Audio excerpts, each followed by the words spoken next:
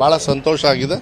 ಈ ರಾಜ್ಯದಲ್ಲಿ ಕಾನೂನು ಇದೆ ಅಂತ ಹೇಳಿ ನಮ್ಮ ಸರ್ಕಾರ ತೋರಿಸ್ಕೊಟ್ಟಿದೆ. ಯಾರ್ಯಾರು ಕಾನೂನು ವಿರುದ್ಧವಾಗಿ ಏನೇನು ಮಾತಾಡ್ತಾರೆ ಅವ್ರ ಮುಂದೆ ಕೇಸ್ ಆಗಬೇಕು. ಕಾನೂನು ಇರೋದೇ ಅದಕ್ಕೆ. ಕಾನೂನಿನ ವಿರುದ್ಧವಾಗಿ ಯಾರು ಹೋಗ್ತಾರೆ, ಕಾನೂನನ್ನ ಯಾರು ಪಾಲಿಸೋದಿಲ್ಲ, ಅವರಿಗೆ ಕಾನೂನು ರೀತಿಯಲ್ಲಿ ವಿಚಾರಗಳನ್ನು ತಗೊಂಡು ಹೋಗ್ತಕ್ಕಂಥದ್ದು ಒಂದು ಉದಾಹರಣೆ. ಅವ್ರು ಯಾರೇ ಆಗಿರ್ಬೋದು ಈ ದೇಶದೊಳಗೆ, it doesn't matter. Baba Saheb Ambedkar ಅವರು ಸುಮ್ಮನೆ ಕೊಡಲಿಲ್ಲ, ಇಂಥದ್ದು ಹೇಳಿಕೆ ಕೊಡಿ ಅಂತ ಹೇಳಿ ಕೊಡಲಿಲ್ಲ. ಇವತ್ತು ಎಂತೆಂಥ ಒಳ್ಳೊಳ್ಳೆ ಕೆಲಸಗಾರಗಳನ್ನು ಯಾವುದೇ ಸರ್ಕಾರದವರು ಅವ್ರ ಸರ್ಕಾರದವರು ಮಾಡಿದ್ದಾರೆ, ಇಲ್ಲ ಅಂಥೇಳಿ. ಆದರೆ ಬಂದು ಸಮಾಜದಲ್ಲಿ ಬೇರೆ ರೀತಿ ಮಾತಾಡ್ತಕ್ಕಂಥದ್ದು, ಒಂದು ದ್ವೇಷದ ಒಂದು ಸಂದೇಶ ಕೊಡೋದು, ಸಮಾಜದಲ್ಲಿ ಒಂದು ಅಸಹ್ಯ ತರ್ತಕ್ಕಂಥ ಒಂದು ರೀತಿಯಲ್ಲಿ ಯಾರೇ ಮಾತಾಡಿದ್ರೂ ಕೂಡ ಅದನ್ನು ನಾವು ಖಂಡನೆ ಮಾಡಬೇಕು. ಕಾನೂನು ಮೇಲೆ ಬರಬೇಕು. ಚಕ್ರವರ್ತಿ ಸೂಲೆಬೇಲೆ ಅವರು ಇದೇ ಕೆಲಸ ಮಾಡಿರೋದು ನೋಡಿ. ಇದಕ್ಕೆಲ್ಲ ಉದಾಹರಣೆ ನಿಮಗೆ ಒಂದು ಹೇಳ್ತೀನಿ. ನಾನು ಅದಕ್ಕೆ ಹೇಳಿದ್ನಲ್ಲ, ಸರ್ವ ಜನಾಂಗದ ಶಾಂತಿಯ ತೋಟ ಎಲ್ಲಿದೆ ಅಂತ ಹೇಳಿದರೆ ರಾಗಿಗುಡ್ಡದಲ್ಲಿದೆ, ಶಿವಮೊಗ್ಗದ ರಾಗಿಗುಡ್ಡದಲ್ಲಿ. ಏನು ನಾವು ಮಾಧ್ಯಮದಲ್ಲಿರ್ಬೋದು, ಬೇರೆ ಬೇರೆ ರೀತಿಯಲ್ಲಿ ನೋಡಿದ್ರೆ ಆ ಸ್ಥಿತಿ ಅಷ್ಟೊಂದು ಆಗಿರಲಿಲ್ಲ. ಭಯ ಇತ್ತು, ಇಲ್ಲ ಅಂತ ಹೇಳೋದಿಲ್ಲ. ಸೃಷ್ಟಿ ಮಾಡಿದರು BJPಯವರು, ಸಂಘ ಪರಿವಾರದವರು ಬಂದು ಇನ್ನೂ ಅದನ್ನ ಹಾಳು ಮಾಡೋದಕ್ಕೆ ಬಂದರು. ಆದರೆ ನಾವು ಬಿಟ್ಕೊಡ್ಲಿಲ್ಲ, ಯಾಕೆಂದರೆ ಕಾನೂನು ಮುಂದೆ ಇಟ್ವಿ. ಅವರೆಲ್ಲ ತಪ್ಪಿಗೆ ವಾಪಸ್ ಹೋದರು. ಯಾಕೆಂದರೆ ಕಾನೂನು ಗೆಲ್ಲಬೇಕು ಈ ದೇಶದೊಳಗೆ. ಕಾನೂನು ಗೆದ್ದರೆ ಎಲ್ಲ ಸರಿ ಆಗ್ತದೆ. ಎಲ್ಲರೂ ಕೂಡ ಅಣ್ಣ ತಮ್ಮನ ರೀತಿಯಲ್ಲಿ ಬದುಕ್ತಕ್ಕಂಥ ವ್ಯವಸ್ಥೆ. ಅಧಿಕಾರ ಕೆಲವು ಸತಿ ಇರಲ್ಲ, ಕೆಲವು ಸತಿ ಇರ್ತದೆ.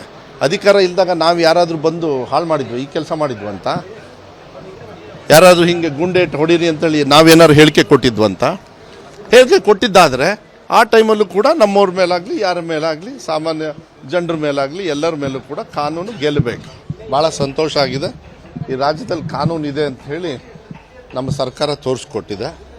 ಯಾರ್ಯಾರು ಕಾನೂನು ವಿರುದ್ಧವಾಗಿ ಏನೇನು ಮಾತಾಡ್ತಾರೆ ಅವ್ರ ಮುಂದೆ ಕೇಸ್ ಆಗಬೇಕು.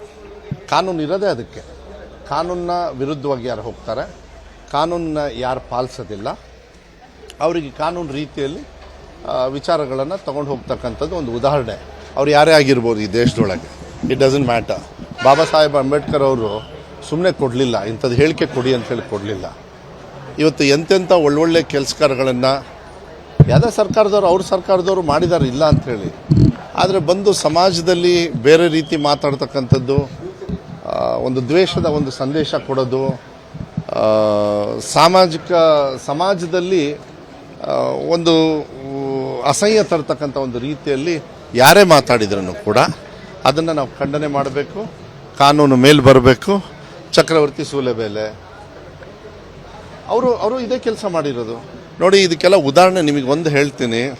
ನಾನು ಅದಕ್ಕೆ ಹೇಳಿದ್ನಲ್ಲ, ಸರ್ವ ಜನಾಂಗದ ಶಾಂತಿಯ ತೋಟ ಎಲ್ಲಿದೆ ಅಂತ ಹೇಳಿದರೆ ರಾಗಿಗುಡ್ಡದಲ್ಲಿದೆ, ಶಿವಮೊಗ್ಗದ ರಾಗಿಗುಡ್ಡದಲ್ಲಿ.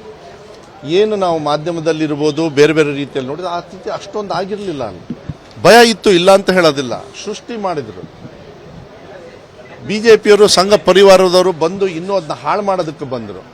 ಆದರೆ ನಾವು ಬಿಟ್ಕೊಡ್ಲಿಲ್ಲ, ಯಾಕೆಂದರೆ ಕಾನೂನು ಮುಂದೆ ಇಟ್ವಿ. ಅವರೆಲ್ಲ ತಪ್ಪಿಗೆ ವಾಪಸ್ ಹೋದರು. ಯಾಕೆಂದರೆ ಕಾನೂನು ಗೆಲ್ಲಬೇಕು ಈ ದೇಶದೊಳಗೆ. ಕಾನೂನು ಗೆದ್ದರೆ ಎಲ್ಲ ಸರಿ ಆಗ್ತದೆ. ಎಲ್ಲರೂ ಕೂಡ ಅಣ್ಣ ತಮ್ಮನ ರೀತಿಯಲ್ಲಿ ಬದುಕ್ತಕ್ಕಂಥ ವ್ಯವಸ್ಥೆ. ಅಧಿಕಾರ ಕೆಲವು ಸತಿ ಇರಲ್ಲ, ಕೆಲವು ಸತಿ ಇರ್ತದೆ.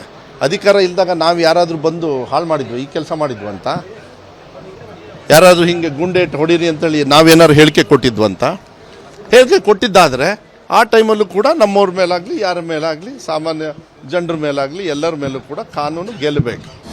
ಅನುಕ್ಷಣದ ಸುದ್ದಿಗಳಿಗಾಗಿ ವಿಸ್ತಾರ ನ್ಯೂಸ್ ಯೂಟ್ಯೂಬ್ ಚಾನೆಲ್ ಸಬ್ಸ್ಕ್ರೈಬ್ ಮಾಡಿ. ಹೊಸ ಸುದ್ದಿಗಳ ನೋಟಿಫಿಕೇಶನ್ಗಾಗಿ ಬೆಲ್ ಐಕಾನ್ ಕ್ಲಿಕ್ ಮಾಡಿ. ಲೇಟೆಸ್ಟ್ ಅಪ್ಡೇಟ್ಸ್ಗಾಗಿ www.vistaranews.com ವೆಬ್ಸೈಟ್ಗೆ ವಿಸಿಟ್ ಮಾಡಿ. ಅಂಗೈಯಲ್ಲೇ ಜಗತ್ತಿನ ಸುದ್ದಿ ತಿಳಿಯಲು ವಿಸ್ತಾರ ನ್ಯೂಸ್ ಕನ್ನಡ ಆಪ್ ಡೌನ್ಲೋಡ್ ಮಾಡಿ.